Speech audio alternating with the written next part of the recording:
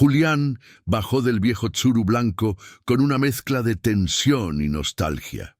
El aire cálido de Cuernavaca, cargado con el olor a bugambilias y tierra mojada, le golpeó el rostro apenas cerró la puerta del coche.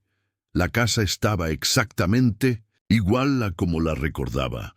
La fachada de ladrillo sin pintar, el techo de tejas coloniales y el porche de madera que crujía con cada paso.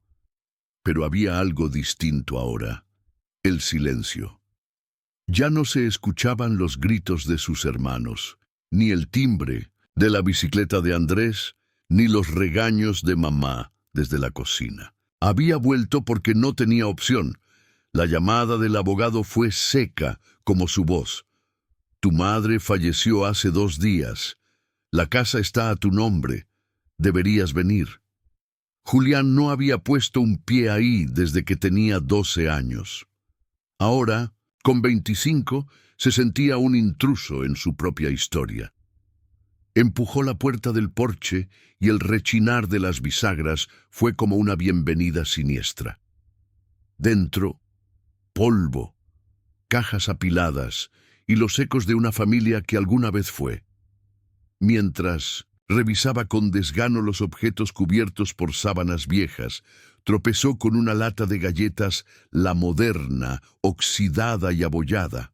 Al abrirla, no encontró galletas. Dentro había una grabadora portátil y un casete etiquetado con rotulador negro, 210994. Noche. El corazón le dio un salto. Esa fecha, esa maldita fecha, era la noche en que todo cambió. No recordaba mucho, solo fragmentos, gritos, una puerta cerrándose de golpe, el llanto de su hermano Ignacio, y luego el silencio largo que duró 13 años. Ninguno de ellos, ni Andrés, ni Ignacio, ni Leticia, había vuelto a hablar del tema. Era como si se hubieran puesto de acuerdo en borrarlo, pero ahí estaba esa cinta, esperando. Julián encendió la grabadora. Un clic, un zumbido leve, y luego su propia voz de niño. ¿Estás grabando? Ya, dile algo, Nacho. Una risa nerviosa y otra voz. Son las 10:15. Estamos escondidos en el porche. Si papá nos escucha, nos mata. Julián sintió que el estómago se le cerraba. Había una parte de él que quería apagarla de inmediato, pero había otra, más poderosa, más inquieta, que necesitaba saber qué venía después. La grabación continuó entre risas entrecortadas, susurros y pasos apresurados. Julián se reconocía a sí mismo, pero también a Ignacio, el más callado de todos, y a Leticia, que entonces tenía apenas 10 años y hablaba con una mezcla de ternura y miedo. Andrés, el mayor, no decía nada, solo se escuchaba en un momento cómo les chistaba para que guardaran silencio. «¡Shh! Viene mamá», dijo Leticia en la cinta. Unos segundos de estática, como si alguien hubiera tapado el micrófono con la mano, y luego un golpe seco. Julián se tensó. No era un ruido cualquiera, era un portazo, tal vez una silla cayendo. Volvió a escuchar la cinta, adelantó unos segundos. No abras la puerta», dijo Ignacio muy bajo. «¿Qué está haciendo papá?», preguntó la voz de Leticia. «Cállate, Leti», susurró Julián en la grabación, y luego un sonido que lo congeló. Era como un sollozo ahogado, seguido de un chillido agudo y seco. En ese momento, la grabación se detuvo abruptamente con un clic.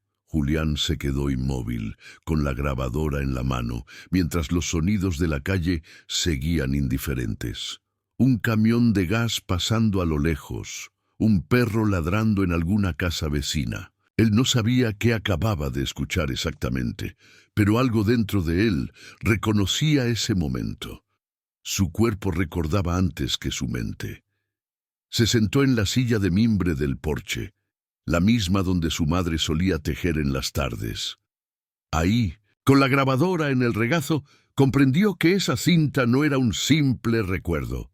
Era una pista, una grieta en la versión oficial que su familia había sostenido durante años. Esa noche fue solo una pelea, Nada importante, mejor no revuelvas el pasado. Pero Julián sabía ahora que habían mentido, o, peor aún, que todos se habían obligado a olvidar. Tomó su celular y dudó unos segundos antes de escribir un mensaje. Finalmente lo hizo. Nacho, estoy en la casa. Encontré una cinta. Tenemos que hablar. No lo pensó dos veces antes de enviarlo. Cerró los ojos, dejando que el sonido de los insectos nocturnos llenara el silencio.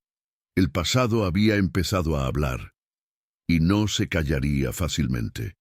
Ignacio respondió una hora después. El mensaje era escueto, casi cortante. ¿Qué cinta? Julián sintió una punzada en el pecho, no solo por el tono seco de su hermano, sino porque había algo en esa pregunta que le sonaba a defensa automática, como si Ignacio ya supiera de qué hablaba, pero necesitara fingir ignorancia. Una grabación, nuestra del 94. Estábamos en el porche. ¿Lo recuerdas? Tardó. El doble cheque azul lo miraba fijamente. Nada. Entonces sonó el teléfono. ¿Dónde la encontraste aquí?, preguntó Ignacio sin saludar. En una lata vieja, dentro de la caja de herramientas en el porche, del otro lado de la línea, silencio, largo, tenso. ¿La escuchaste toda?, preguntó finalmente. Hasta donde se corta, respondió Julián. Nacho, ¿qué pasó esa noche? Ignacio no respondió de inmediato. Se escuchó un exhalo, como si estuviera fumando o conteniendo algo. No deberías estar escarbando en eso. No estoy escarbando, Nacho, solo apareció, como si alguien quisiera que la encontrara. ¿Tú la grabaste? No. Entonces, ¿quién? Otra pausa. Yo me acuerdo de que Andrés tenía esa grabadora. Se la dieron para su cumpleaños, creo. Él siempre quería grabar todo, hasta cuando peleaban nuestros padres.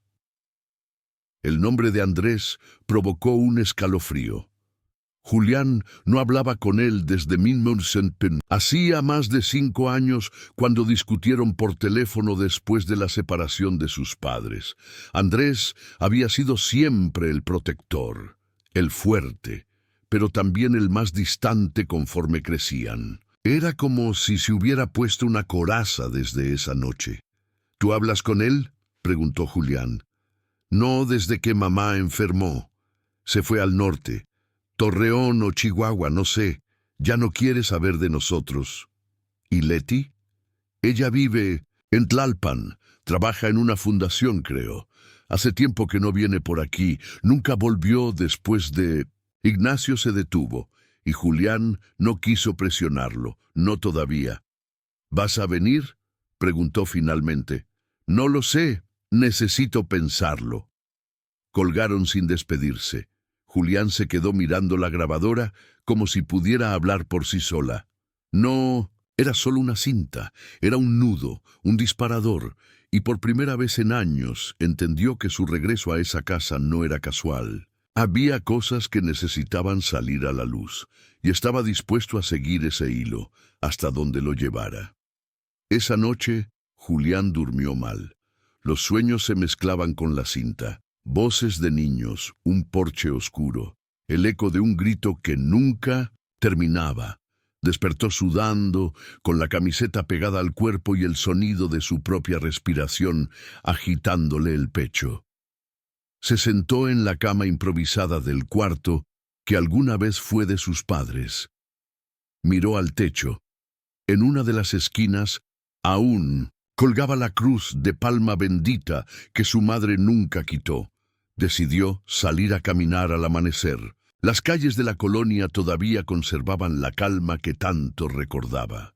Perros callejeros durmiendo bajo los carros, vecinos barriendo con escobas de varas secas, el sonido distante de un radio sintonizado en un noticiero.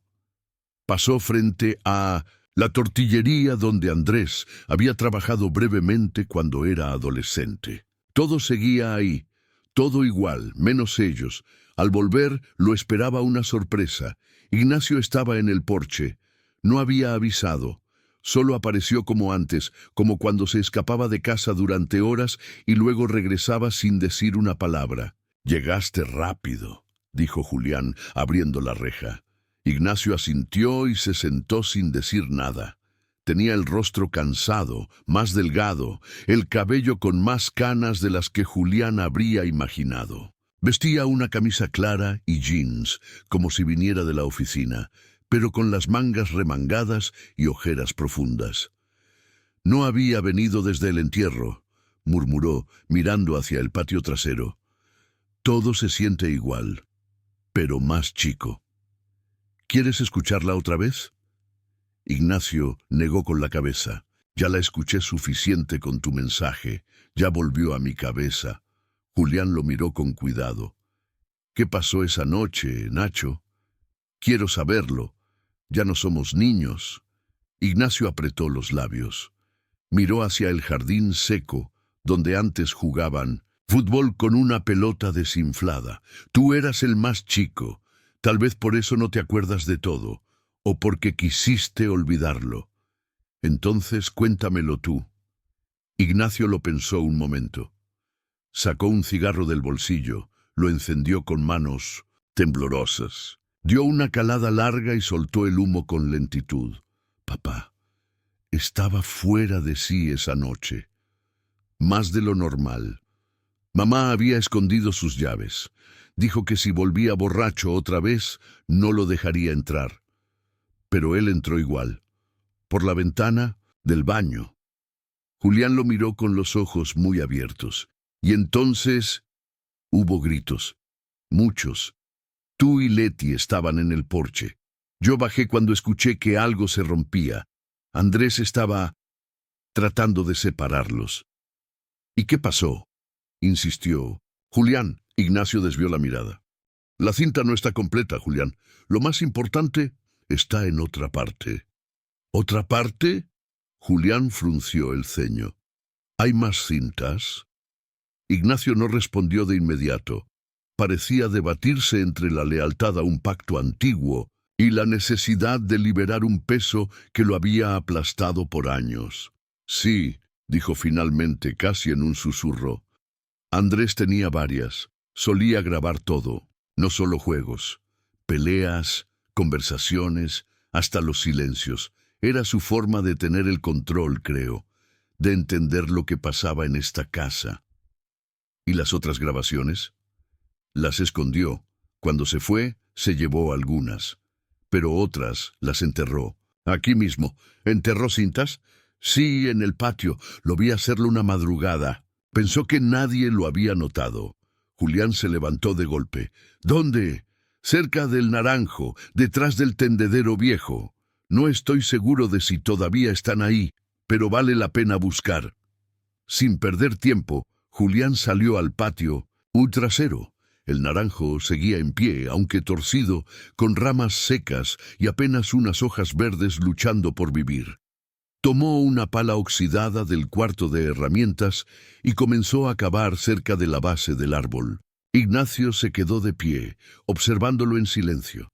No pasaron más de 10 minutos cuando la pala hizo un ruido distinto, un golpe hueco. Julián se agachó y con las manos empezó a remover la tierra. Apareció una caja de plástico azul, desgastada por la humedad. La abrió con cuidado.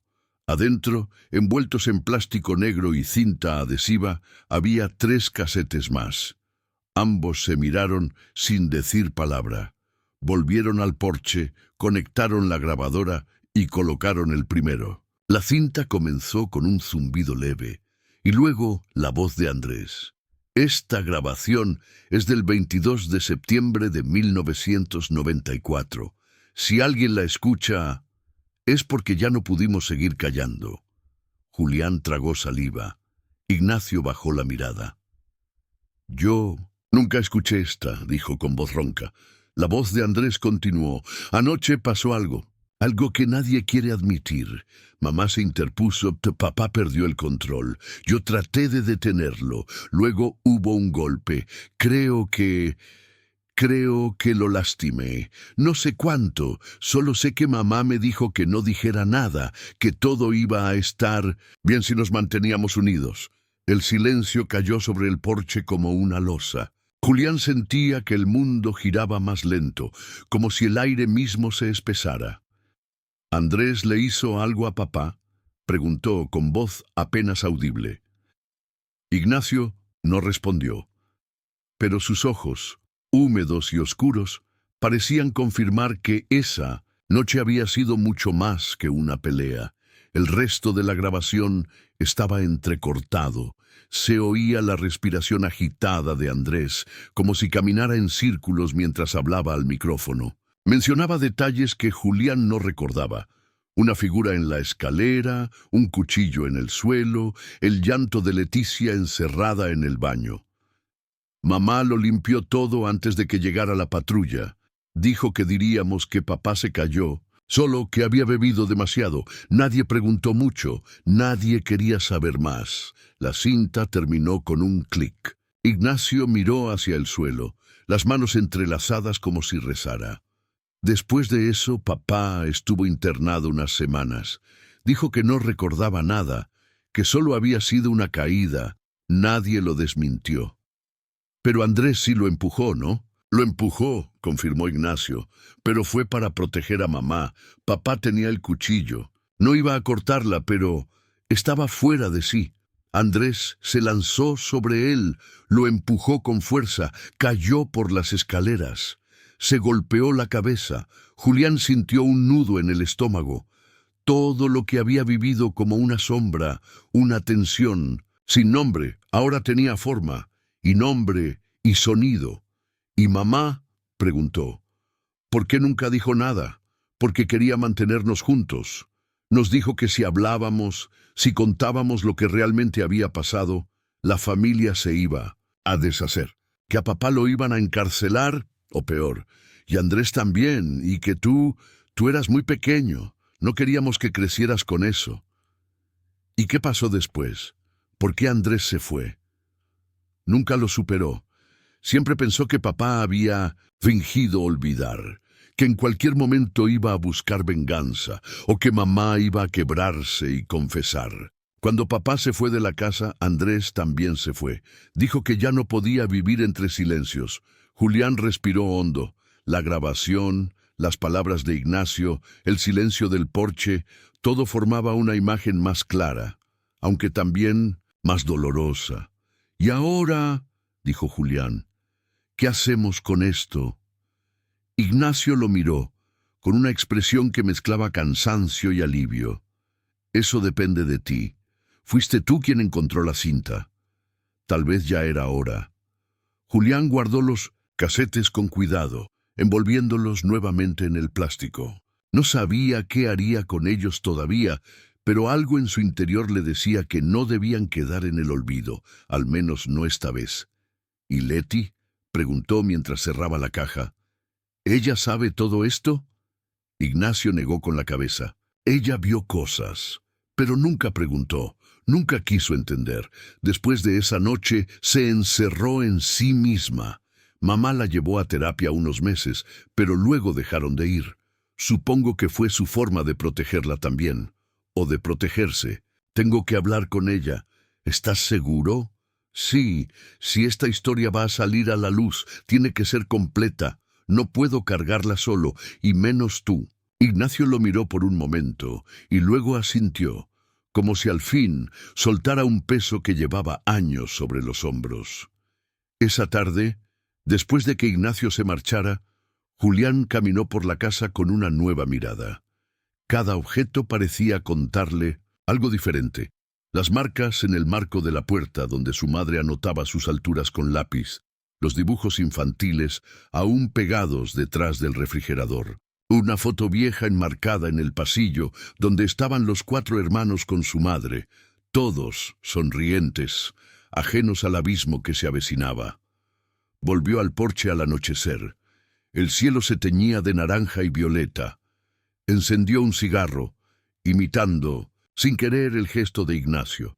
El sonido de los grillos, el crujir de la madera, el recuerdo de su risa de niño en la cinta. Todo lo envolvía.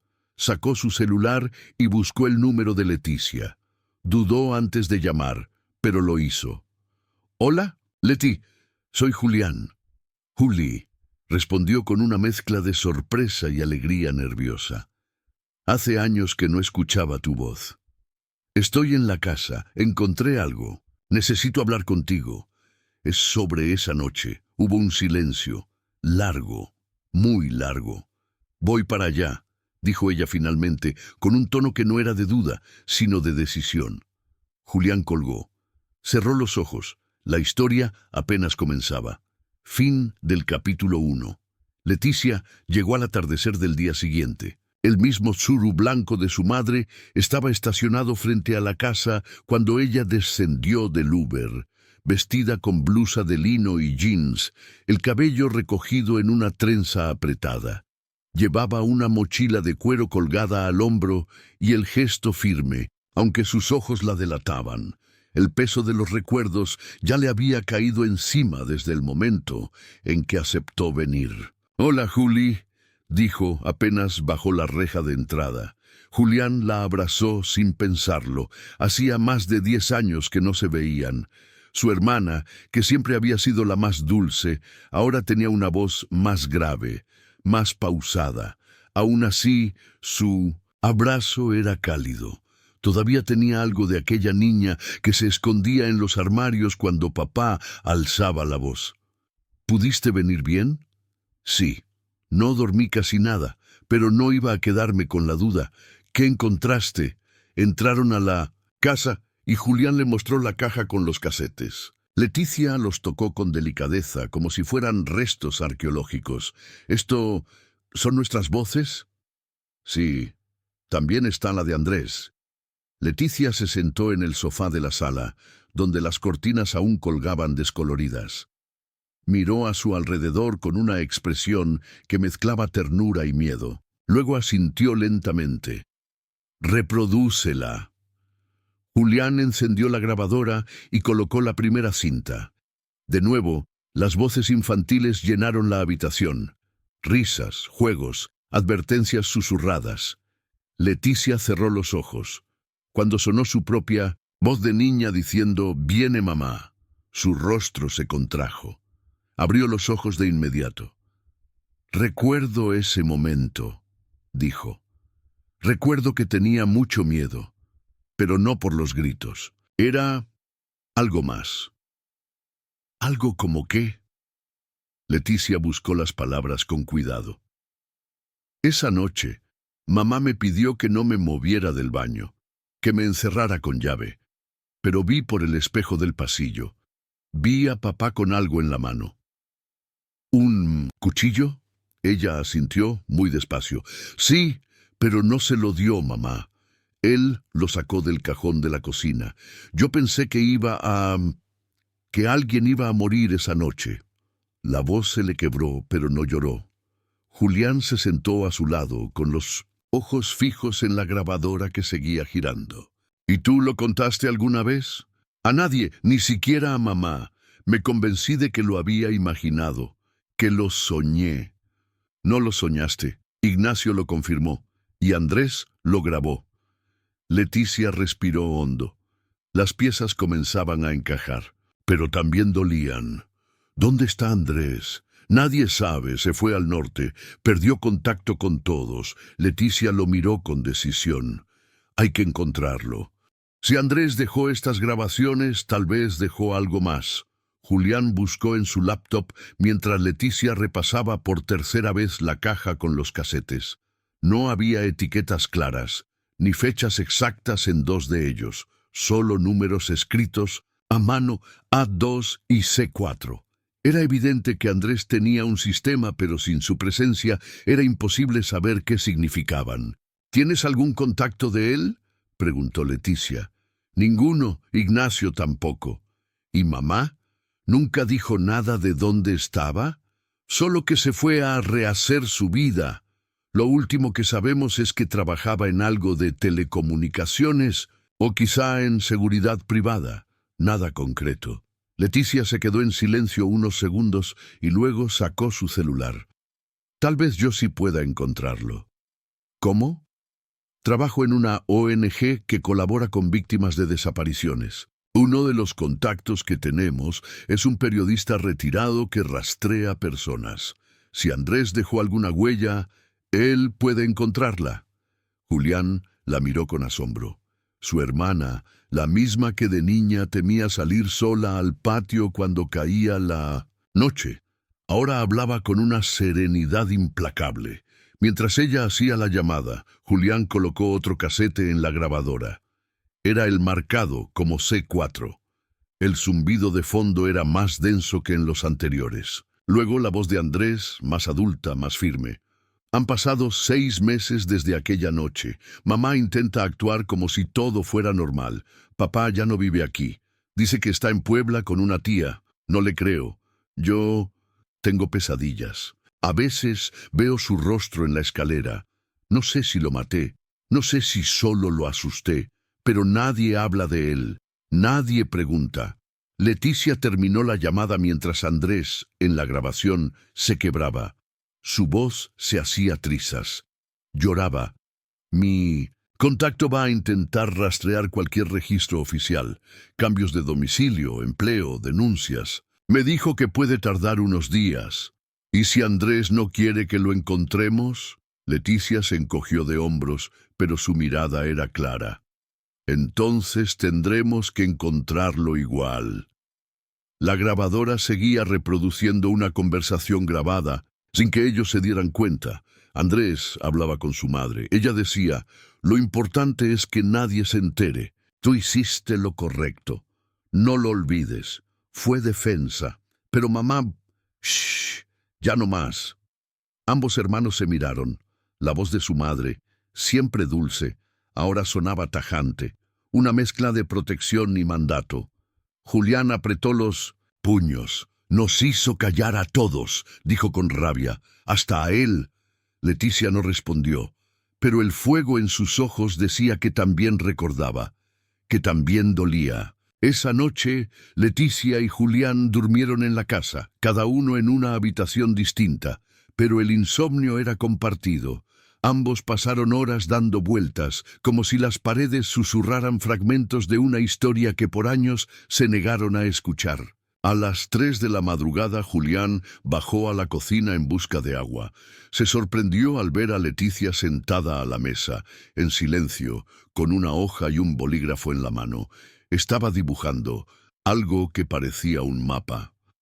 ¿No puedes dormir?, preguntó él. Ella negó con la cabeza, sin apartar la vista del papel. Estoy tratando de recordar cómo era el patio esa noche.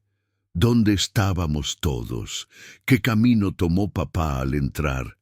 ¿Dónde cayó? Julián se sentó a su lado y observó el dibujo, la planta de la casa, con líneas rápidas y anotaciones. Ella había marcado el porche, el baño, la escalera, la cocina, y una figura al pie de las escaleras con una X. ¿Crees que deberíamos hablar con mamá antes de seguir? Leticia levantó la mirada. Sus ojos tenían una mezcla de duda y resolución. No, mamá ya no puede defenderse. Su versión está en esas grabaciones. Es todo lo que nos queda. ¿Y si no todo está ahí? Leticia guardó silencio. Luego tomó aire y dijo, entonces, tal vez sea hora de hablar con papá. Julián la miró sorprendido. ¿Tú sabes dónde está? No exactamente, pero sé quién sí. Mamá tenía una amiga, Julia, que siempre estuvo cerca de él después del accidente. Era como su defensora. Estoy casi segura de que todavía viven en el centro de Cuernavaca. Puedo intentar contactarla. ¿Y crees que ella te va a hablar? A mí no, pero a ti, tal vez. A la mañana siguiente, Julián fue al centro. Encontró la dirección que Leticia recordaba. Una casa de paredes altas, pintada de blanco, con un portón de hierro forjado. Tocó 2 veces. Nada. Esperó. Tocó otra vez. Al fin, Una mujer de unos 60 años, delgada, con el cabello recogido y expresión severa, apareció tras la reja. ¿Julián? Él asintió, sorprendido. Soy Julia. Pensé que nunca vendrías. Necesito hablar con usted sobre mi papá. Ella lo observó un momento y luego abrió la reja sin decir más. Lo hizo pasar al patio, donde el aroma a café llenaba el aire. Tu papá está vivo, pero no sé si está listo para verte. Julián tragó saliva. Yo sí estoy listo. Julia lo condujo por el pasillo lateral de la casa. Cada paso sobre el mosaico antiguo resonaba con fuerza, como si la casa entera contuviera la respiración. Julián miraba las paredes decoradas con fotos en blanco y negro, algunas de fiestas, otras de retratos familiares. En ninguna reconoció a su padre. Llegaron a una pequeña habitación al fondo, con una puerta entreabierta. Julia se detuvo y lo miró con seriedad. No le hables del pasado de golpe. Él tiene días buenos y días en que no puede recordar ni lo que comió. Pero cuando escucha tu nombre, se pone muy serio, como si esperara este momento desde hace años. Julián asintió, inhaló profundamente y empujó la puerta. Adentro, la habitación era simple: una cama de madera, una televisión pequeña, una silla junto a la ventana. Sentado allí, con una manta sobre las piernas y la mirada perdida en el jardín, estaba su padre. «Papá». El hombre giró lentamente. Su rostro era más delgado, con profundas arrugas marcando el paso del tiempo. Los ojos, sin embargo, conservaban un brillo conocido. Julián no sabía qué esperaba ver: odio, distancia, culpa, pero encontró algo distinto: vacío y un poco de miedo. ¿Eres tú? Sí, soy Julián. Su padre lo miró largo rato, luego asintió muy despacio. Has crecido. Pasaron muchos años. Silencio.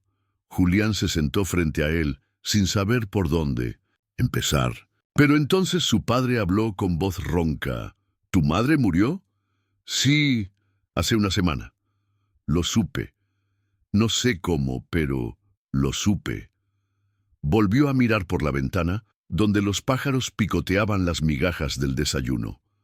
¿Por qué nunca volviste a buscarnos?, preguntó Julián, con más dolor que reproche. El hombre cerró los ojos por un momento, como si cada palabra le costara energía. Porque no podía.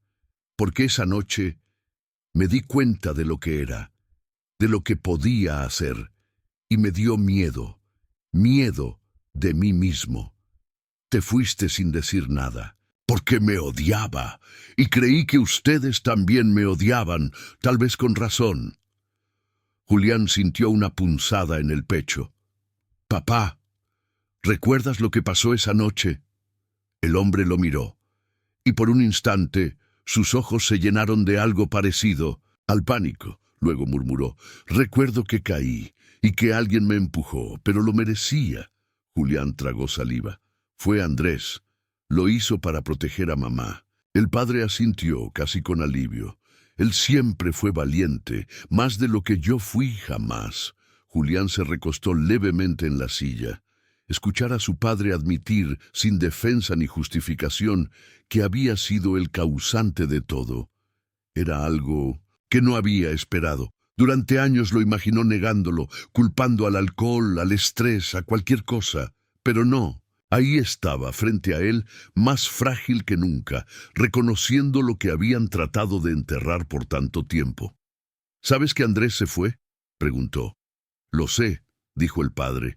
Julia me contó algo, que se alejó, que no habla con nadie. Siempre fue el que cargó todo. También grabó todo. Lo que pasó. Su voz está en las cintas, lo escuchamos. El padre cerró los ojos, se le humedecieron. No era justo que lo llevara solo, dijo, bajando la voz. Yo debería haber dicho la verdad. ¿Por qué no lo hiciste? Porque el miedo te vuelve cobarde, hijo. Porque un hombre, cuando se ve a sí mismo a través de los ojos de sus hijos, puede quebrarse. Y yo ya estaba roto. Creí que alejarme los protegería más que quedarme. Pero el silencio también mata. Julián se levantó, dio unos pasos por la habitación. Estaba sudando y el aire se sentía denso. Papá, Andrés dejó algo más, una grabación donde dice que no sabe si te mató, que mamá limpió todo, que le dijo que callara. Tu madre hizo lo que creyó mejor, dijo él. Ella nos protegió como pudo. No debía haberla llevado a ese límite, pero la violencia, cuando se instala en una casa, se convierte en una presencia, invisible, silenciosa, pero constante. Julián sintió un nudo en la garganta. Durante años había odiado ese silencio. Ahora comprendía que, detrás de él, había un intento torpe de sobrevivir. ¿Quieres ver a Leticia? ¿Ella vino también? Sí, está en casa. Quiere saber qué pasó, igual que yo. El hombre sonrió apenas. Una curva triste en su boca reseca. Dile que la quiero, que siempre la quise, pero no sé si pueda verla aún. No como estoy. Julián asintió. Sabía que no podía forzar el encuentro, pero también sabía que el hecho de que su padre admitiera su miedo era ya un paso que nadie en esa familia había dado en años. Cuando salió de la casa, Julia lo esperó con una mirada inquisitiva. ¿Qué te dijo? La verdad, o lo que queda de ella. Julia asintió, con algo parecido a compasión. Entonces, ya sabes lo que viene ahora, ¿verdad? Sí, tengo que encontrar a Andrés. Esa misma noche, al volver a casa, Julián encontró a Leticia en el porche, escuchando la cinta A2 con unos audífonos viejos. Apenas lo vio, se los quitó. ¿Fuiste con él? Sí. Hablamos. Leticia esperó, pero Julián tardó unos segundos en hablar. No por miedo, sino por respeto a lo que estaba a punto de compartir. Dijo que recuerda la caída, que Andrés lo empujó, pero que lo merecía, que mamá limpió todo para protegernos, y que se fue porque se odiaba, porque pensó que así nos dejaba seguros. Leticia bajó la mirada, se frotó las manos, como si necesitara sentir algo firme entre los dedos. Lo viste arrepentido, mucho, pero sobre todo vacío, como si llevara 13 años habitando un cuerpo que ya no le pertenece. Leticia asintió, en silencio.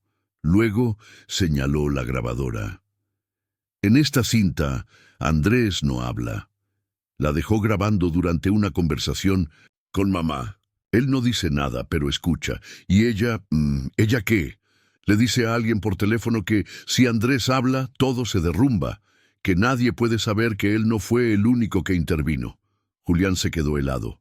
¿A qué se refiere? No lo sé, pero la forma en que lo dice, parece que alguien más hizo algo esa noche. Alguien más, además de Andrés y papá. ¿Quién? Leticia lo miró a los ojos. Por un segundo, el tiempo pareció detenerse. Yo. ¿Tú? Ella tragó saliva. La voz se le quebraba. Recuerdo un momento. Papá estaba en el suelo.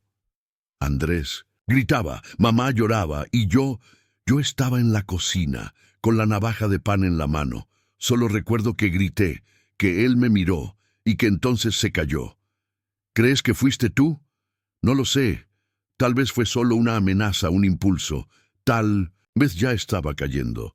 Pero durante años soñé con su rostro, mirándome antes de perder el equilibrio. Julián no sabía qué decir. Nada en su infancia le había preparado para esto, pero sabía que no podía dejarla cargarlo sola. No estaba sola, Leti. Ninguno de nosotros lo estaba, y ahora menos. Ella asintió, con lágrimas en los ojos, pero sin quebrarse. Necesitamos a Andrés. Solo él puede cerrar este círculo.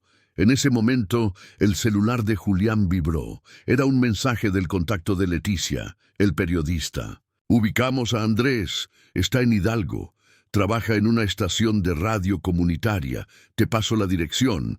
Julián levantó la vista. Lo tenemos. La carretera a Hidalgo serpenteaba entre montañas cubiertas de neblina y pueblos con casitas de colores deslavados. Julián conducía con Leticia en el asiento del copiloto, el silencio entre ellos lleno de expectativa. No era un silencio incómodo, sino uno denso, cargado de lo que estaba por decirse y lo que estaban a punto de enfrentar. ¿Crees que quiera vernos?, preguntó Leticia finalmente.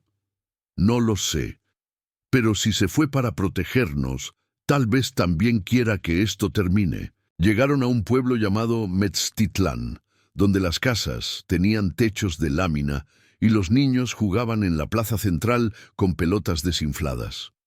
Siguieron las indicaciones del mensaje hasta una pequeña estación de radio al borde del camino, un edificio blanco con una antena oxidada en el techo y un cartel pintado a mano. Radio Horizonte, 89.1 FM, Voz de la Sierra. Al bajar, fueron recibidos por un joven de unos 20 años. ¿Buscan a Andrés? Sí, respondió Julián. Somos sus hermanos. El joven abrió mucho los ojos. ¿Ustedes son Julián y Leticia? ¿Cómo sabes nuestros nombres? Él me los mencionó hace unas semanas. Dijo que tal vez vendrían, que si llegaban los dejara pasar sin preguntas. Los condujo al fondo, donde un pequeño estudio improvisado tenía una consola, micrófonos y un ventanal que daba a las montañas. Andrés estaba ahí, sentado frente a un micrófono, leyendo un poema al aire. Su voz, profunda y firme, no había cambiado. Y si la memoria duele, que duela todo lo que tenga que doler, para que el alma quede libre. El técnico apagó el micrófono al terminar la transmisión. Andrés giró lentamente al verlos. Sus ojos se detuvieron primero en Julián, luego en Leticia. No dijo nada. «Hola, hermano», dijo Julián. Andrés se levantó sin apuro. Caminó hacia ellos. Su rostro tenía las marcas del tiempo y del exilio voluntario, pero también una paz que ninguno de ellos recordaba haber visto. «Sabía que vendrían», dijo al fin. Leticia no pudo contenerse. Lo abrazó con fuerza, sin lágrimas, solo ese apretón que borra años de distancia. «Andrés, tenemos que hablar», dijo Julián. Andrés asintió. «Sí, ya es hora». Los tres se sentaron frente al ventanal, con las montañas como testigo silencioso. La historia finalmente estaba completa. Andrés los condujo hasta una pequeña casa de adobe a unas cuadras de la estación. Por dentro era sencilla pero cuidada. Un solo cuarto con cama, estufa y escritorio lleno de papeles. En una repisa, una caja de madera cerrada con candado llamó la atención de Julián. «¿Ahí guardas las cintas?», preguntó. Andrés asintió, mientras sacaba una llave de un cordón que llevaba al cuello. «No solo las cintas, todo, los recortes, las cartas de mamá, mis notas. No quise deshacerme de nada, pero tampoco supe qué hacer con esto. Hasta ahora». Abrió la caja y extrajo una pila ordenada de casetes, cada uno con etiquetas más detalladas que los que habían encontrado en Cuernavaca. Noche 2109. Después, mamá sola, Leticia grita, papá pide perdón. Leticia los tomó con manos temblorosas. Era como abrir una cápsula de tiempo donde todo había sido preservado, para el día en que finalmente tuvieran el valor de mirar. «¿Por qué los grabaste todos?», preguntó Julián. Andrés se sentó, apoyando los codos sobre las rodillas. «Porque me aterraba olvidar, porque mamá me pedía que fingiera que nada había pasado, pero yo no podía dormir. Cada noche escuchaba lo que había grabado, buscando alguna prueba de que no estaba loco, de que lo que vivimos fue real». «¿Y encontraste esa prueba?». «Sí, pero también encontré cosas que no quería saber». Leticia sacó uno de los casetes, marcados como «Después». Lo colocó en la grabadora de Andrés, un equipo más moderno, con sonido limpio. La cinta empezó. ¿Dónde está Andrés? Era la voz de Leticia, pequeña, angustiada. Se fue al cuarto, está llorando, respondía Ignacio. ¿Papá va a morir?, preguntaba ella. No lo sé. Y entonces el sonido del silencio, largo, intenso. Luego, otra voz, la de su madre. No se lo digan a nadie, nadie más debe saber. Esto queda aquí. ¿Me escucharon? Y al fondo, Andrés respirando, sin hablar, grabando todo. Cuando la cinta terminó, los tres permanecieron en silencio. Mamá cargó con más de lo que imaginábamos, dijo Leticia. Sí, admitió Andrés. Pero también nos arrastró a cargarlo con ella. Julián lo miró. ¿Estás listo para hablar de todo? ¿Para dejar de grabar y empezar a contar? Andrés respiró hondo. Sí, porque por primera vez no estoy solo para hacerlo. Andrés sacó una libreta negra del fondo, de la caja. Estaba gastada, con las esquinas dobladas y manchas de tinta. La abrió con cuidado, como si cada página fuera una reliquia. Aquí anoté todo lo que no podía decir en voz alta, dijo. Lo que vi, lo que escuché, lo que sentí. Algunas cosas no están en las cintas, otras sí. Pero esto es mi memoria sin filtros. Julián y Leticia se acercaron. Andrés hojeó hasta una página marcada con una pequeña cruz dibujada a mano. Esto lo escribí 2 días después del 21 de septiembre, explicó. Ya había guardado las cintas, pero esa noche no podía dormir. Comenzó a leer. Papá cayó. No estoy seguro si por mi empujón o por el miedo. Lo cierto es que no lo empujé con fuerza. Fue más bien una reacción, una defensa. Él se tambaleó, pisó mal en la escalera y entonces cayó. Golpe seco, silencio. Luego mamá gritó, yo corrí. Ignacio sostenía a Leticia. Julián lloraba. Todo pasó en segundos. Y luego vino el pacto. Dejó de leer. Cerró el cuaderno. Por un momento. Ese pacto fue idea de mamá. Dijo que si hablábamos, los servicios sociales podrían separarnos, que podían llevarnos a casas distintas, que papá iría preso y que nosotros creceríamos con ese peso, que era mejor callar, olvidar. ¿Y tú lo aceptaste?, preguntó Julián. Tenía 13 años, no quería perderlos, no quería que nos separaran, así que grabé todo, como forma de protegernos, aunque fuera en secreto.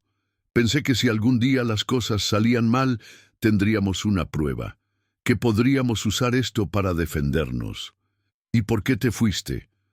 Andrés miró por la ventana. La sierra se recortaba contra el cielo gris, porque no pude soportar el silencio. Porque cada comida, cada cumpleaños, cada Navidad, sin mencionar nada, era una tortura. Porque cada vez que miraba a mamá a los ojos, veía una mujer rota, y porque temía que algún día ustedes me preguntaran y yo no supiera qué responder. Leticia se levantó y se acercó a él. Le tomó la mano, sin decir nada. Andrés apretó los labios, conteniendo una emoción que hacía años no permitía salir. ¿Y ahora?, preguntó Julián. ¿Qué hacemos con todo esto? Andrés respiró. Hondo.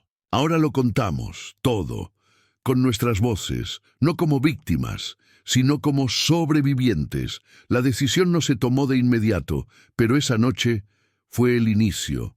Andrés, Julián y Leticia se quedaron en la pequeña casa de Metztitlán, hablando hasta bien entrada la madrugada. Las palabras salían como si hubieran estado contenidas detrás de una represa que, al romperse, ya no podía detener el cauce. ¿Y si nadie nos cree?, preguntó Leticia en un momento de silencio. No importa. Si lo creen, respondió Andrés. Lo importante es que lo digamos. Fue Julián quien propuso grabar un episodio con sus voces. No para difundirlo de inmediato, sino como un testimonio íntimo, una especie de catarsis compartida. ¿Lo hacemos como una crónica?, preguntó. Cada uno cuenta su parte. Sí, dijo Andrés, pero sin dramatizar. ¿Cómo fue? Crudo, real. Montaron un pequeño estudio improvisado en la estación de radio esa misma semana. Andrés pidió una hora libre en la madrugada, cuando nadie más transmitía. Nadie del pueblo escucharía a esa hora, pero eso no importaba. Era para ellos. Andrés abrió el micrófono, miró a sus hermanos. Luego, con una calma inesperada, comenzó. Esto es para nosotros, para los que quedamos, para los que sobrevivimos a una casa que cayó durante años. Mi nombre es Andrés, y esta es la historia de una noche que nunca terminó. Luego habló Julián. Su voz temblaba al principio, pero fue encontrando fuerza con cada palabra. Yo tenía 12 años, recuerdo risas antes del miedo, recuerdo una grabadora en el porche. Recuerdo que nadie me explicó nada durante 13 años. Pero ahora entiendo. No querían que yo cargara lo que ellos ya llevaban. Leticia cerró la grabación. Y yo fui la niña que se encerró en el baño, que escuchó todo detrás de una puerta, que creyó durante años que tal vez también tuvo culpa. Pero hoy sé que el silencio no nos protegió, solo nos separó.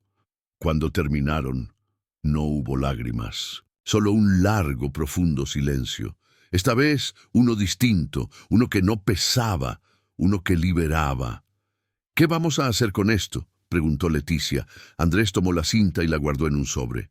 Vamos a decidir juntos, pero pase lo que pase, ya no está encerrado. Esa noche durmieron los tres en la misma habitación, como cuando eran niños. No para revivir el pasado, sino para asegurarse de que, esta vez, despertarían en el mismo presente. A la mañana siguiente, el sol de la sierra entraba con fuerza por la ventana del cuarto. Leticia fue la primera en despertar. Caminó en silencio hacia la cocina de la estación, preparó café y se quedó mirando la montaña, con la cinta del testimonio entre las manos. No podía dejar de pensar en su madre, en todo lo que calló, en todo lo que les pidió callar. ¿Estás bien?, preguntó Julián apareciendo detrás de ella.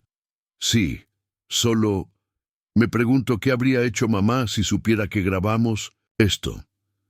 Tal vez se habría enojado, tal vez no, pero creo que en el fondo ella también quería que habláramos, solo no supo cómo. Leticia asintió. Sacó del bolsillo un sobre doblado. Era una carta que encontró entre las cosas de su madre días antes de irse de Cuernavaca. No se la había mostrado a nadie. ¿Qué es eso? Una carta, dirigida a Andrés. Nunca la envió. La encontré escondida dentro de un libro de cocina. Escucha. Abrió el papel y comenzó a leer en voz baja. Andrés, hijo, no sé si algún día leerás esto. No sé si podré decírtelo en persona. Pero necesito que sepas que nunca quise que cargaran con lo que yo debía haber enfrentado. Yo fui la que eligió callar. Yo fui la que pidió silencio. Y aunque lo hice por miedo y porque los amaba, sé que fue un error. Tal vez un día entiendas que lo hice para protegerlos, pero si no, está bien. Solo quiero que sepas que el amor de una madre no siempre es sabio. A veces solo es miedo disfrazado. Julián guardó silencio. El café se enfriaba en sus manos. ¿Por qué no nos lo dijiste antes? Porque no estaba lista, porque necesitaba leerla en voz alta para entenderla. Minutos después, Andrés se unió a ellos. Leticia le entregó la carta sin palabras. Andrés la leyó en silencio. Luego, volvió a doblarla y la guardó en el sobre con un cuidado reverente. Ahora sí entiendo todo, dijo. Mamá no nos pidió callar para proteger a papá, nos pidió callar porque no sabía cómo enfrentarse a sí misma.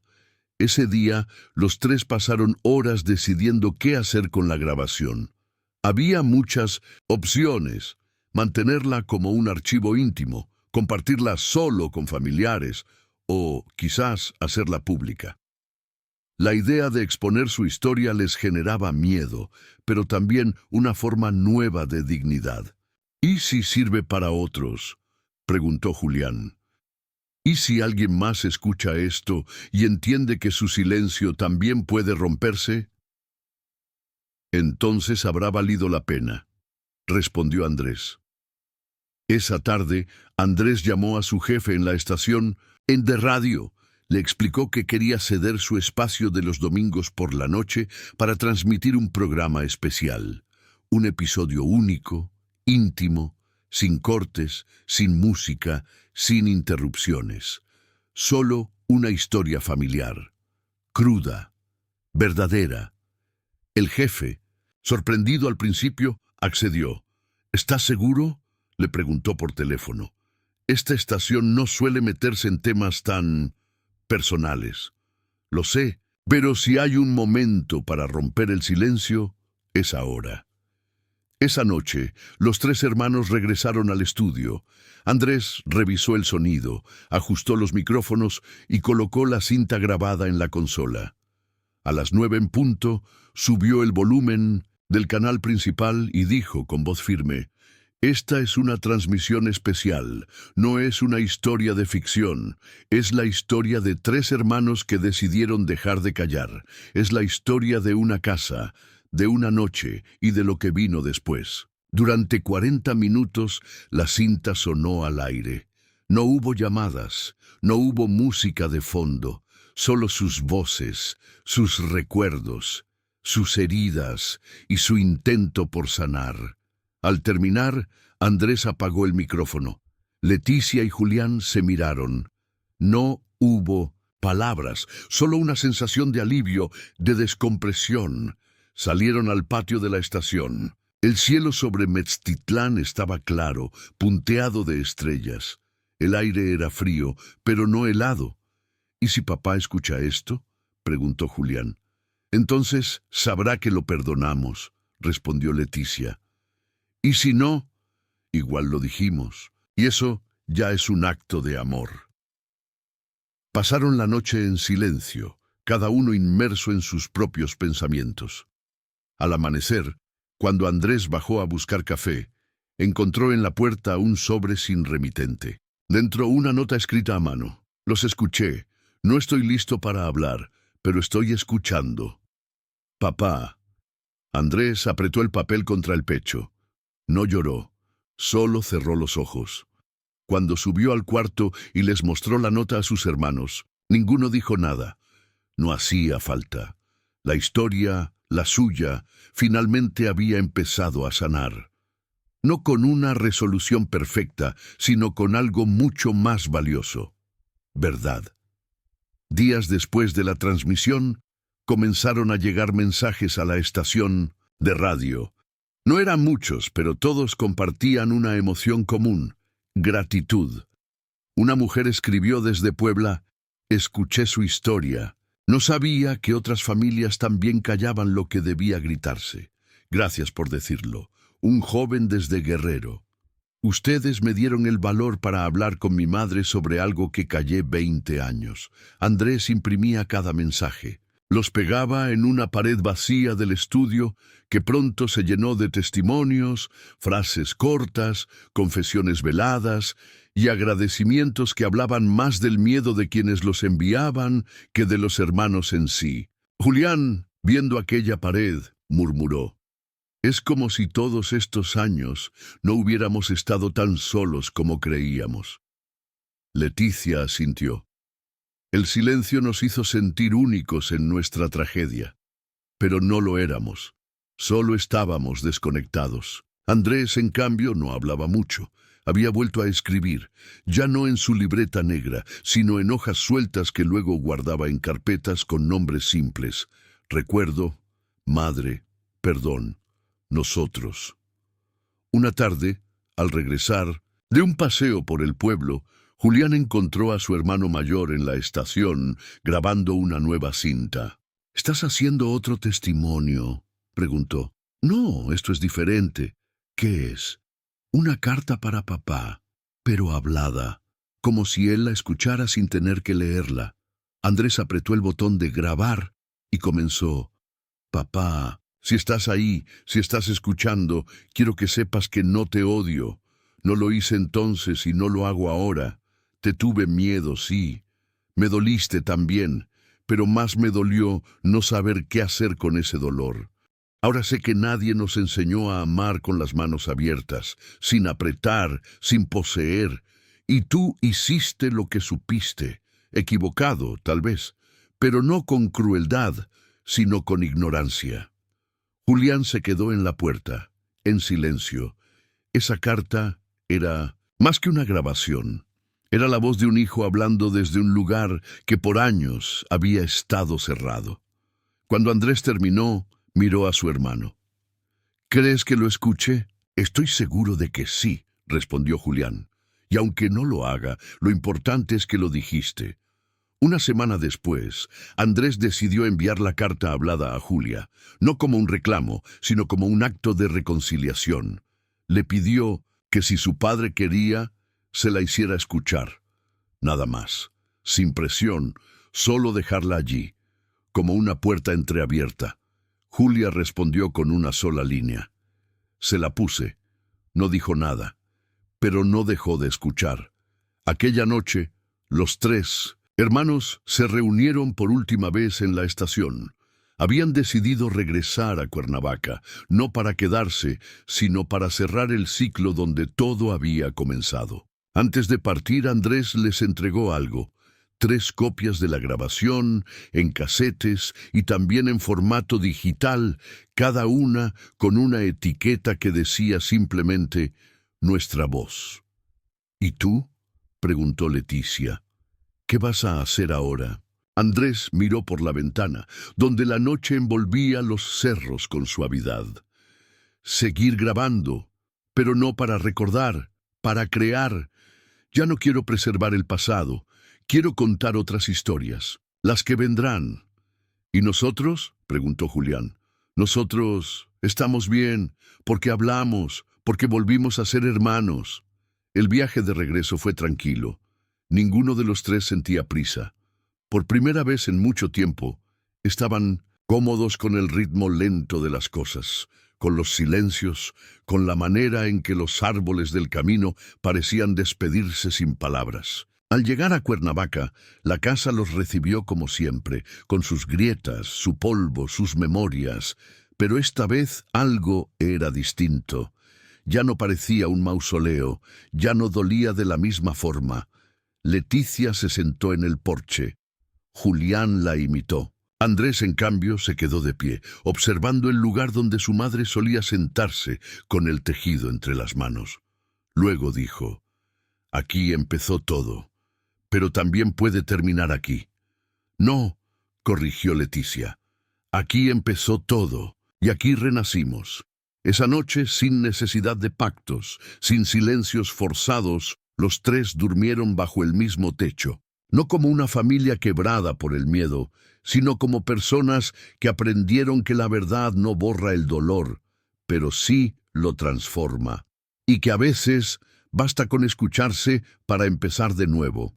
Volver a Cuernavaca no fue solo regresar al punto de partida, fue enfrentarse a las marcas invisibles que el tiempo dejó en las paredes, en los pisos, en los rincones, donde alguna vez la infancia se sintió segura, y luego ya no. Julián se dedicó los primeros días a limpiar la casa. Quitó telarañas, lavó cortinas, volvió a pintar la fachada. Leticia ordenó los álbumes familiares, separó lo que quería guardar de lo que podía dejar ir. Andrés, en cambio, se instaló en la habitación del fondo, la más alejada del porche. No hablaba mucho, pero estaba. Y esa presencia bastaba. «¿Has pensado en venderla?», preguntó Leticia una mañana mientras colgaban sábanas al sol. «Lo pensé», dijo Julián, «pero ya no sé. Esta casa guarda muchas cosas, algunas dolorosas, pero también nuestras raíces». «No todo lo que duele debe eliminarse», respondió ella. «A veces hay que resignificar». En uno de los días más calurosos del mes, recibieron una visita inesperada: Julia. Llegó sola, sin avisar, con una bolsa de pan dulce y una expresión serena. «Él quiere verlos», dijo apenas entró. Andrés levantó la vista desde el porche. No preguntó a quién se refería, lo supo de inmediato. ¿Aquí?, preguntó. No, en su casa, pero pidió que fueran los tres. Dijo que era importante. El silencio que siguió fue breve. No era el mismo silencio de antes. No paralizaba, solo permitía pensar. ¿Cuándo?, preguntó Julián. Mañana a las 5. Él quiere mostrarles algo. Julia no dijo más. Se fue tan tranquila como llegó, dejando el pan dulce sobre la mesa del comedor. Esa noche no hablaron mucho del tema.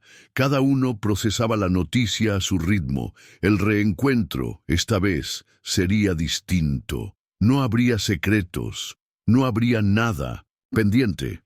Al día siguiente se vistieron sin decir palabra, tomaron el coche y manejaron hasta el centro. El aire olía a jacarandas. La ciudad era la misma, pero todo en ellos había cambiado. Cuando llegaron a la casa de Julia, su padre los esperaba en el jardín, de pie, con una caja en las manos. «Gracias por venir», dijo con voz firme pero suave. Andrés dio un paso al frente. «Estamos listos». El hombre los miró a los tres. Luego extendió la caja. «Esto es lo que me quedó de ustedes. Lo guardé todo, porque no supe cómo hablarles, pero nunca quise olvidar». La caja estaba llena de objetos aparentemente insignificantes, pero cada uno tenía una carga emocional imposible de medir. Un dibujo de Leticia con crayones, una carta escolar de Ignacio que decía: «Papá, hoy saqué 10». Un casete sin etiqueta, idéntico a los que Andrés había guardado, y una servilleta con la letra de Julián, mal escrita, que decía: «Cuando crezca, quiero ser como tú». Nadie habló al revisar el contenido. No hacía falta. Cada objeto hablaba por sí solo. Lo que antes fue distancia, ahora se sentía como una confesión silenciosa. «Nunca supe cómo volver», dijo el padre. «Tu madre me dijo una vez que el silencio era una forma de defensa. Yo lo llevé demasiado lejos, me escondí en él, pero nunca dejé de pensar en ustedes». «¿Y por qué ahora?», preguntó Julián, sin reproche, solo buscando entender. «Porque los escuché y porque ya no tengo miedo». Leticia sacó el casete sin etiqueta, lo miró y luego lo sostuvo con cuidado. «Segui, ¿qué hay en este?». El padre dudó un momento. «Un día, poco después de que Andrés se fue, vine solo a la casa. Ustedes no estaban. La grabadora todavía funcionaba. Me senté en el porche y hablé. Hablé como nunca había hecho antes. Pensé que tal vez algún día, si volvían, podría darles esto». «¿Quieres que lo escuchemos ahora?», preguntó Andrés. «Quiero escucharlo con ustedes», dijo el hombre. «Por primera vez, quiero que mi voz no sea una sombra». Volvieron juntos a la casa de Cuernavaca esa misma tarde.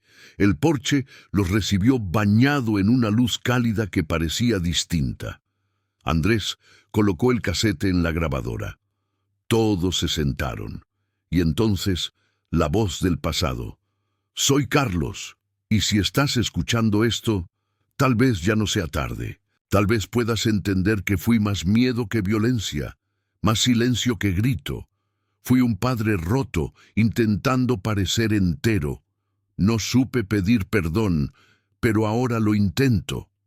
Leticia apretó la mano de Julián. Andrés cerró los ojos. El casete continuó sin cortes, con palabras simples, torpes, sinceras. La voz de su padre no era la de un hombre débil, sino la de alguien que finalmente se había permitido sentir. Cuando la cinta terminó, nadie se movió. El aire parecía haber cambiado de densidad, más ligero, más vivo. «Gracias por no destruir esto», dijo Leticia al padre. «Gracias por conservarnos». Él sonrió. Por primera vez en muchos años, sus ojos estaban limpios, no por falta de lágrimas, sino porque por fin habían sido lloradas. Después de escuchar la cinta, nadie habló por varios minutos. El sol ya se había escondido tras las bugambilias del patio, y el aire de Cuernavaca empezaba a enfriarse con esa calma casi melancólica de los fines de tarde. Julián fue el primero en romper el silencio. ¿Y ahora qué?, preguntó, no tanto a su padre como al universo entero. El padre los miró uno por uno. No había prisa en su rostro, solo una serenidad nueva, como si el tiempo finalmente hubiera dejado de correr en su contra. Ahora lo que hagan es decisión de ustedes, dijo. Yo ya no tengo nada más que esconder, ni que justificar. Andrés se levantó del sillón, caminó hasta el centro de la sala, observando cada rincón como si lo viera por primera vez. Podríamos vender la casa, dijo, dividirla o dejarla. Leticia negó suavemente con la cabeza. No, esta casa fue testigo de todo, lo bueno y lo malo. No hay que borrarla, hay que resignificarla. ¿Y cómo se hace eso?, preguntó Julián, escéptico. Volviéndola útil, dijo ella, dándole un nuevo propósito. Andrés la miró. ¿Qué estás pensando?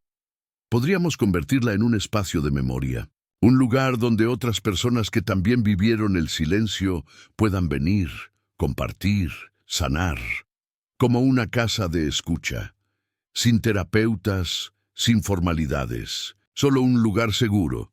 Julián se sorprendió. La idea le pareció extraña al principio, pero no ilógica. En esa casa ellos se habían roto y ahora estaban aprendiendo a reconstruirse. Podríamos llamarla la casa que no olvida, dijo, medio en broma. Exactamente, afirmó Leticia, porque olvidar no es sanar, es repetir. El padre los escuchaba sin intervenir. Pero al final dijo algo que cerró el momento como un sello. Si hacen eso, entonces todo lo que pasó aquí no fue en vano. Esa noche comenzaron a planear. Buscaron planos, hicieron presupuestos, listaron ideas. Era temprano aún, pero algo se había encendido entre ellos. No solo el deseo de dejar el pasado atrás, sino de transformarlo, y lo más importante, lo hacían juntos. Por primera vez desde 1994, esa casa volvía a tener futuro. Durante los siguientes meses, la casa comenzó a cambiar. No de forma radical, pero sí simbólica. Pintaron las paredes interiores con colores cálidos, abrieron las ventanas que llevaban años cerradas, cambiaron los muebles pesados por otros más ligeros. Cada detalle era una decisión consciente. Airear la memoria, abrirle espacio a la vida. Andrés se hizo cargo del archivo. Ordenó las grabaciones, digitalizó todo el material y comenzó a organizar charlas semanales para pequeños grupos que llegaban por recomendación. A veces eran jóvenes, a veces adultos mayores. Algunos solo venían a escuchar, otros a hablar por primera vez. Leticia lideró la parte emocional. Instaló una pared de notas en el antiguo comedor, donde cualquiera podía dejar un mensaje anónimo. Algunos escribían cosas simples como «Yo también sobreviví». Otros dejaban confesiones duras, palabras que parecían haber estado guardadas por décadas. Era, en esencia, una colección de voces sin nombre que tejían una red invisible de resistencia. Julián se encargó de lo práctico, permisos, mantenimiento, coordinación, pero también documentaba todo. Tomaba fotos, grababa pequeñas entrevistas y comenzó a escribir un blog con el nombre que un día dijo sin pensarlo: La casa que no olvida. Pronto, el lugar atrajo la atención de medios locales. Un reportaje en un periódico de Morelos destacó la iniciativa como una propuesta de memoria colectiva en tiempos donde aún se calla demasiado. Lo llamaron espacio de sanación horizontal, sin jerarquías ni discursos preparados, solo escucha. Una tarde, mientras recogía las hojas caídas del patio, Julián encontró a su padre sentado solo en el porche. No lo había visto en varios días. ¿Estás bien?, el hombre asintió. Vine porque extrañaba este lugar. ¿Te molesta lo que hicimos? Al contrario, me reconcilia. Nunca pensé que algo tan roto pudiera volverse útil. Nos costó, dijo Julián. Lo sé, pero todo lo valioso cuesta. Se quedaron callados un momento. Luego el padre sacó una hoja doblada de su bolsillo y se la entregó a Julián. Quiero que la leas tú. Si algún día hacen una ceremonia o una charla, puedes leer esto, si quieres. Julián la desdobló. Era una carta, escrita con letra temblorosa, pero clara. El título decía simplemente, «A los hijos que perdí y los que volví a encontrar».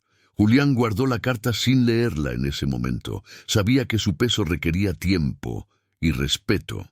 Pero solo tenerla en las manos ya era un acto de confianza que no esperaba recibir.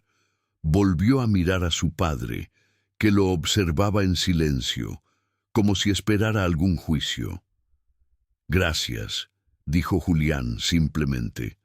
«Gracias a ti», respondió el padre, «por no cerrarme la puerta». En los días siguientes, la casa continuó llenándose, no de gente todo el tiempo, pero sí de sentido.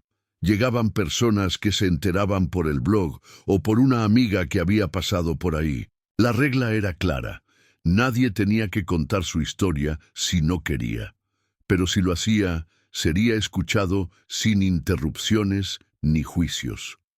Una tarde de sábado, en el salón donde antes se ubicaba la sala de televisión, Andrés dirigió una charla titulada «Las voces que se grabaron solas». Habló de las cintas, de la importancia de registrar la memoria no como un archivo muerto, sino como un puente hacia el presente.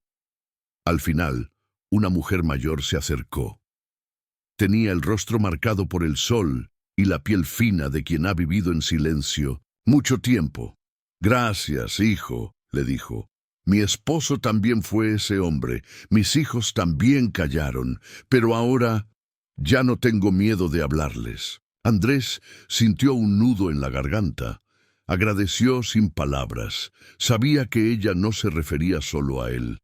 Esa misma noche, en el porche, Leticia le propuso a Julián organizar una jornada de grabaciones abiertas. Que cualquiera que quisiera dejar testimonio pudiera hacerlo en un espacio tranquilo, con una simple grabadora. Y si alguien dice algo que no se puede manejar, entonces escuchamos. Sin intentar corregir, solo escuchar ya es reparador. La jornada fue un éxito inesperado. Desde jóvenes de preparatoria hasta adultos que llegaban acompañados por nietos, todos tenían algo que decir. Algunos grababan unos minutos, otros pedían volver al día siguiente. El proyecto, que había nacido de una tragedia familiar, comenzaba a convertirse en algo más grande. No solo un espacio de memoria, no solo una casa, sino un faro.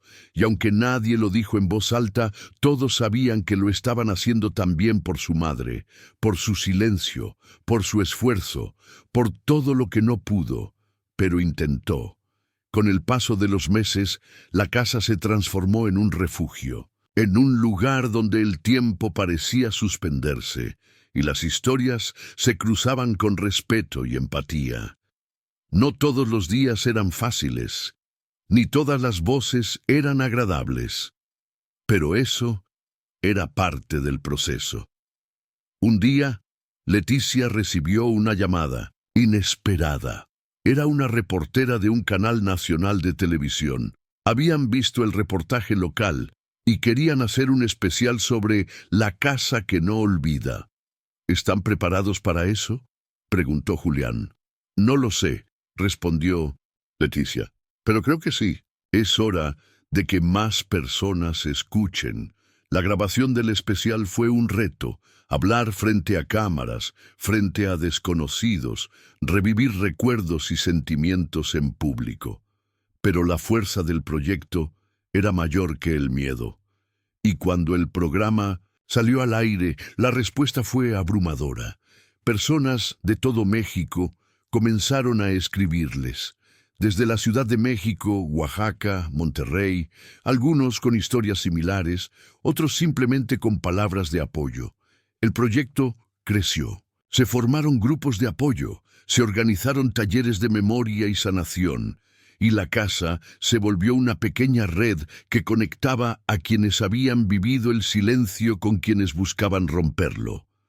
Una noche, mientras cerraban la casa, Julián encontró a su padre en el porche. Ya no estaba solo, lo acompañaba Julia, y juntos miraban las estrellas.